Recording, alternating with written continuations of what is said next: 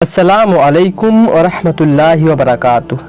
حضرت قبلہ، آپ چینل کے ذریعے سے ان چیزوں کو بیان فرمائیے جن چیزوں سے روزہ مکروہ ہو جاتا ہے، اور ان چیزوں کو بھی بیان فرمائیے جن چیزوں سے روزہ مکروہ نہیں ہوتا ہے۔ وعلیکم السلام ورحمۃ اللہ وبرکاتہ۔ روزہ کن چیزوں سے ٹوٹتا ہے اس سے پہلے بیان کیا جا چکا ہے۔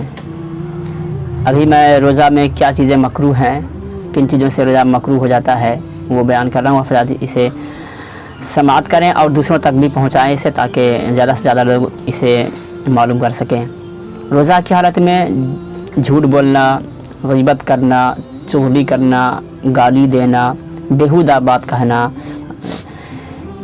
کسی کو تکلیف دینا، یہ چیزیں ویسے بھی ناجائز و حرام ہے، اور روزہ کی حالت میں اور زیادہ حرام ہے، اور ان کی وجہ سے روزہ بھی مکروہ ہو جاتا ہے۔ اس لیے روزہ کی حالت میں ان ساری چیزوں سے بچیں۔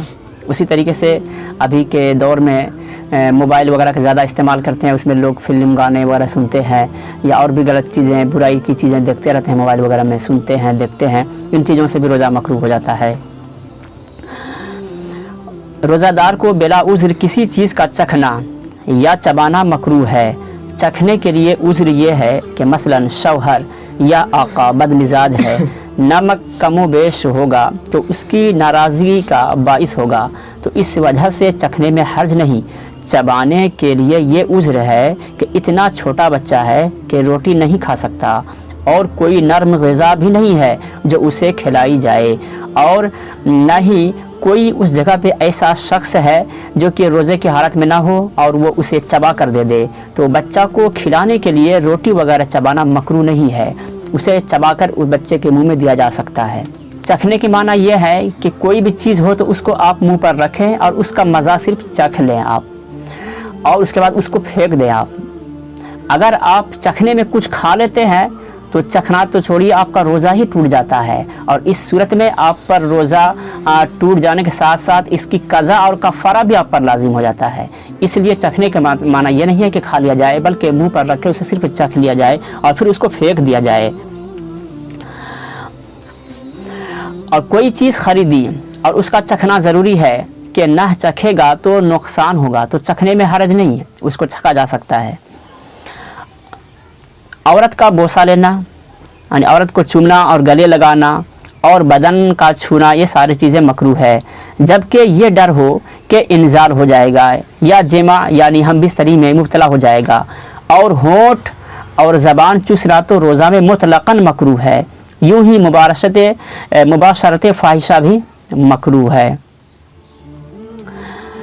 گلاب یا مشک وغیرہ سونگھنا، داڑھی موچھ میں تیل لگانا اور سرما لگانا مکروہ نہیں، مگر جب کہ زینت کے لیے سرما لگایا یا اس لیے تیل لگایا کہ داڑھی بڑھ جائے، حالانکہ ایک مٹھی داڑھی تو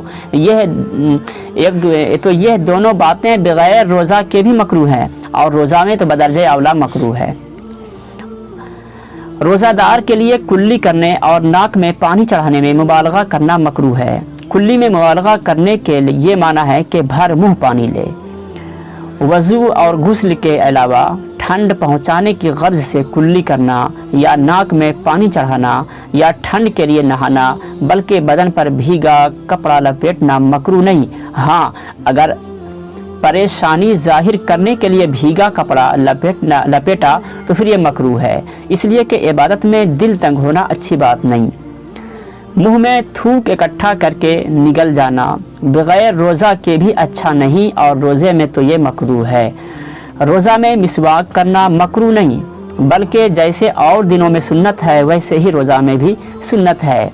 تو مسواک جیسے نیم وغیرہ کے مسواک ہے، کچھ لوگ کہتے ہیں کہ یہ تیتا پن ہے، اس سے روزہ ٹوٹ جائے گا، تو آپ یاد رکھیں کہ نیم کے مسواک، پیلو مسواک اور اس کے علاوہ زیتون کے مسواک یہ سنت ہے، اس سے روزہ نہیں ٹوٹتا۔ اگرچہ ان میں کڑوا پن ہے، لیکن آپ اس کو مسواک کر رہے ہیں، آپ سنت ہے، سنت کا ثواب ملے گا، اور اس سے روزہ بھی آپ کا نہ مکروہ ہوتا ہے نہ ہی ٹوٹتا ہے۔ ہاں، یہ ہے کہ تھوک آپ نہ نگلیں، بلکہ تھوک کو آپ फेंक दिया करें। उसी तरीके से कोलगेट ब्रश वगैरह रोज़े की हालत में करना, ये सारी चीज़ें रोज़े को मकरूह कर देता है, क्योंकि उसमें मीठापन होता है या उसमें मज़ा रहता है, जायका रहता है। इसलिए ब्रश वगैरह रोज़े की हालत में कोलगेट वगैरह जो इस्तेमाल करते हैं ये ना करें। गुल, मंजन, मिसवाक की सारी चीज़ें जो रोज़े की हालत में आप ना करें। इन सारी चीज़ों से आप रोज़े में बचें। उसी तरीके से और भी ये चीज़ें हैं, जैसे अपनी आँखों से किसी गलत चीज़ को देखना, हराम चीज़ों को देखना, ये तो हमेशा ही हराम है, लेकिन रोज़ा की हालत में ये आपके रोज़ा को मकरूह कर देता है। इसलिए हराम चीज़ों की तरफ ना कदम बढ़ाएं आप, नहीं हाथ बढ़ाएं आप, नहीं आँख से देखें आप, नहीं कान से कोई गलत चीज़ें सुने आप, और नहीं ज़बान से कोई गलत चीज़ें निकालें। ये सारी चीज़ें जो रोज़ा को मकरूह कर देता है। गुनाह तो होता ही है, रोज़ा भी मकरूह हो जाता है। इसलिए इन तमाम चीज़ों से आप बचें। अल्लाह की बारगाह में दुआ है कि अल्लाह रब्बुल इज़्ज़त हमें आपको सबको इन बातों पर अमल करने की तौफीक अता फरमाए। और आप हज़रात से गुजारिश है कि सिराजी चैनल की जानिब से जो भी प्रोग्राम होते हैं, आपको अगर अच्छा लगे तो इसे आप दूसरों तक भी भेज दिया करें, ताकि दूसरे लोग भी इसे देखें, सुने और इस पर अमल करने की कोशिश करें, ताकि वो अपने अंदर इस्लाह करें, अपने अंदर इस्लाह पैदा करें, अपनी ख़राबियों को, अपनी कमी को वो दूर करें। और इनके अलावा और भी बहुत सारे मसाइल हैं यहाँ पर जो कुछ बयान किया गया है। इनके अलावा और भी अगर आपके कुछ जहन में हो तो वो मसाइल आप कमेंट्स में या व्हाट्सएप नंबर वगैरह में आप भेज सकते हैं सवालात को। इंशाअल्लाह उसके जवाब देने के लिए हम लोग हाजिर हैं। आपकी खिदमत के लिए सिराजी चैनल की जानिब से हम सब हमेशा तैयार रहते हैं। इंशाअल्लाह जब तक ज़िंदगी बाकी रहेगी, सिराजी चैनल की जानिब से आप हज़रात को आपके तमाम परेशानियों को दूर करने के लिए हम लोग तैयार हैं। अस्सलामु अलैकुम वरहमतुल्लाहि वबरकातुहू। वालेकुम अस्सलाम वरहमतुल्लाहि वबरकातुहू।